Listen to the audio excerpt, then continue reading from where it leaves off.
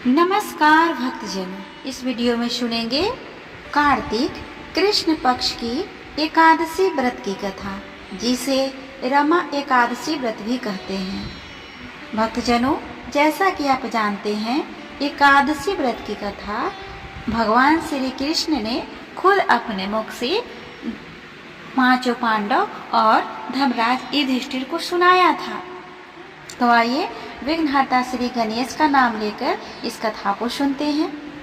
इस कथा को सुनने से पहले प्लीज़ आप इस वीडियो को लाइक और शेयर कर लें, साथ ही इस चैनल को भी सब्सक्राइब कर लें और बेल आइकन को दबाना ना भूलें, ताकि जब भी इस तरह का वीडियो अपलोड करूं उसका नोटिफिकेशन सबसे पहले आपको मिले। और हाँ, कमेंट बॉक्स में राधे कृष्णा भी जरूर लिखें। तो भक्तजनों, धर्मराज युधिष्ठिर कहने लगे कि हे भगवान, कार्तिक कृष्ण एकादशी का क्या नाम है, इसकी विधि क्या है, इसके करने से क्या फल मिलता है, सो आप विस्तार पूर्वक बताइए।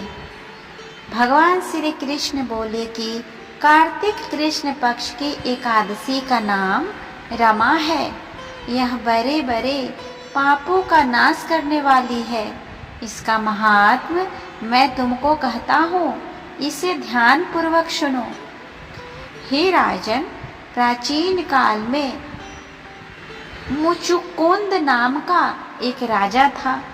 उसकी इंद्र के साथ बड़ी मित्रता थी और साथ ही यम, कुबेर, वरुण और विभीषण से भी उसकी खास मित्रता थी। एक राजा बड़ा ही धर्मात्मा, विष्णु भक्त और न्याय के साथ राज्य करता था। उस राजा की एक कन्या थी, उसका नाम चंद्रभागा था। उस कन्या का विवाह चंद्रसेन के पुत्र शोभन के साथ हुआ। एक समय वह शोभन ससुराल आया।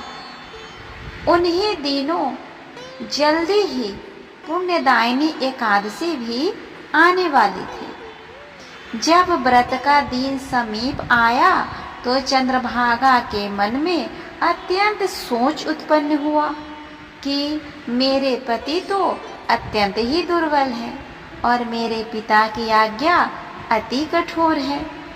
दशमी को राजा ने ढोल बजवाकर सारे राज्य में यह घोषणा करवा दी कि एकादशी को भोजन नहीं करना चाहिए।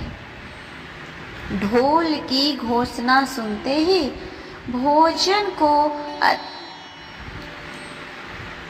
शोभन को अत्यंत चिंता हुआ और अपनी पत्नी से कहा कि हे प्रिय, अब क्या करना चाहिए?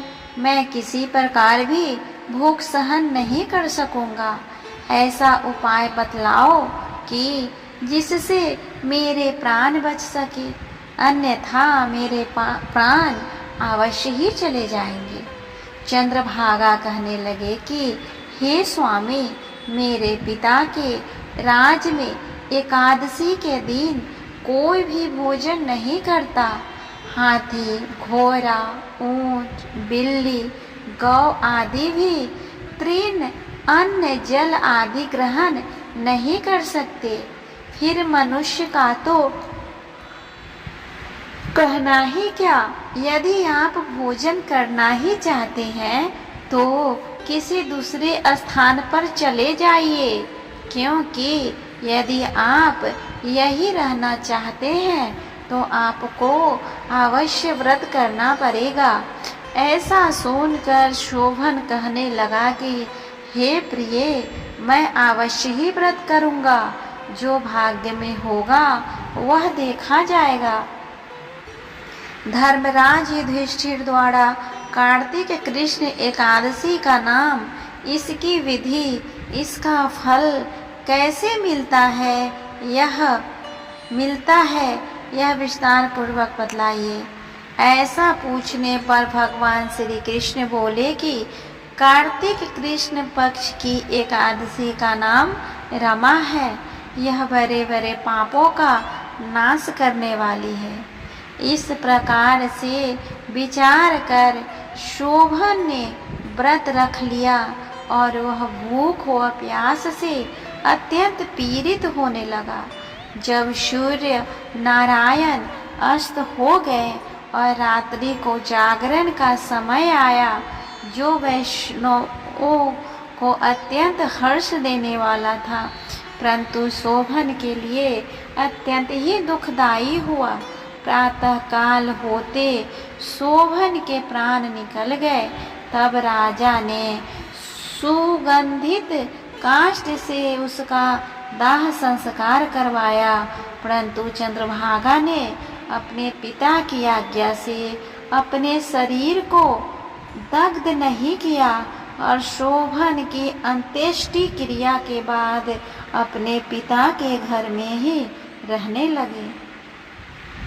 रमा एकादशी के प्रभाव से शोभन को मंदराचल पर्वत पर धन धान्य से युक्त और शत्रुओं से रहित एक सुंदर देवपुर प्राप्त हुआ। वह अत्यंत ही सुंदर रत्न और वैदुर्य मणि, जटिल स्वर्ण के खंभों पर निर्मित अनेक प्रकार के स्फटिक मणियों से सुशोभित भवन में बहुमूल्य वस्त्राभूषणों तथा छत्र व चवर से विभूषित गंधर्व और अप्सराओं से युक्त सिंहासन पर आरूढ़ ऐसा शोभायमान होता था, मानो दूसरा इंद्र विराजमान हो। एक समय मुचुकुंद नगर में रहने वाले एक सोम शर्मा नामक ब्राह्मण तीर्थ यात्रा करता हुआ घूमता हुआ उधर जा निकला और उसने शोभन को पहचान कर कि यह तो राजा का जमाई शोभन है, उसके निकट गया। शोभन ने उसे पहचान कर अपने आसन से उठकर उसके पास आया और प्रणाम आदि करके कुशल प्रश्न किया। ब्राह्मण ने कहा कि राजन, मुचुकुंद और आपकी पत्नी कुशल से है, नगर में भी सब प्रकार से कुशल है, परंतु हे राजन, हमें आश्चर्य हो रहा है। आप अपना वृतांत कहिए कि ऐसा सुंदर नगर जो न कभी देखा न सुना, आपको कैसे प्राप्त हुआ। तब शोभन बोला कि कार्तिक कृष्ण की रमा एकादशी का व्रत करने से मुझे यह नगर प्राप्त हुआ, परंतु यह अस्थिर है। यह स्थिर हो जाए ऐसा उपाय कीजिए। ब्राह्मण कहने लगा कि हे राजन, यह स्थिर क्यों नहीं है और कैसे स्थिर हो सकता है, आप बतलाइए, फिर मैं अवश्यमेव वह उपाय करूँगा।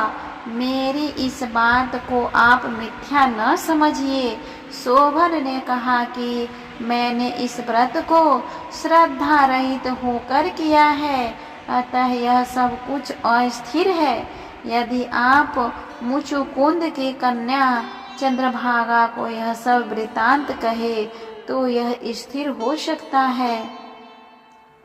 ऐसा सुनकर उस श्रेष्ठ ब्राह्मण ने अपने नगर लौटकर चंद्रभागा से सब वृतांत कह सुनाया। ब्राह्मण के वचन सुनकर चंद्रभागा बड़ी प्रसन्नता से ब्राह्मण से कहने लगी कि हे ब्राह्मण, ये सब बातें आपने प्रत्यक्ष देखी है या स्वप्न की बातें कर रहे हैं। ब्राह्मण कहने लगा कि हे पुत्री, मैंने महावन में तुम्हारी पति को प्रत्यक्ष देखा है, साथ ही किसी से विजय न हो ऐसा देवताओं के नगर के समान उनका नगर भी देखा है। उन्होंने यह भी कहा कि यह स्थिर नहीं है, जिस प्रकार वह स्थिर रह सके सो उपाय करना चाहिए। चंद्रभागा कहने लगी कि हे विप्र, तो मुझे वहां ले चलो। मुझे पतिदेव के दर्शन की तीव्र लालसा है। मैं अपने किए हुए पुण्य से उस नगर को स्थिर बना दूंगी। आप ऐसा कार्य कीजिए जिससे उनका हमारा संयोग हो, क्योंकि वियोगी को मिला देना महान पुण्य होता है। सोम शर्मा यह बात सुनकर चंद्रभागा को लेकर मंदराचल पर्वत के समीप वामदेव ऋषि के आश्रम पर गया।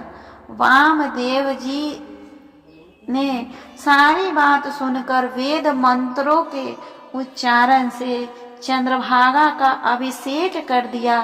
तब ऋषि के मंत्र के प्रभाव और एकादशी के व्रत से चंद्रभागा का शरीर दिव्य हो गया और वह दिव्य गति को प्राप्त हुआ। इसके बाद बड़ी प्रसन्नता के साथ अपने पति के निकट गई। अपनी प्रिय पत्नी को आते देखकर शोभन अति प्रसन्न हुआ और उसे बुलाकर अपनी बाईं तरफ बिठा लिया। चंद्रभागा कहने लगी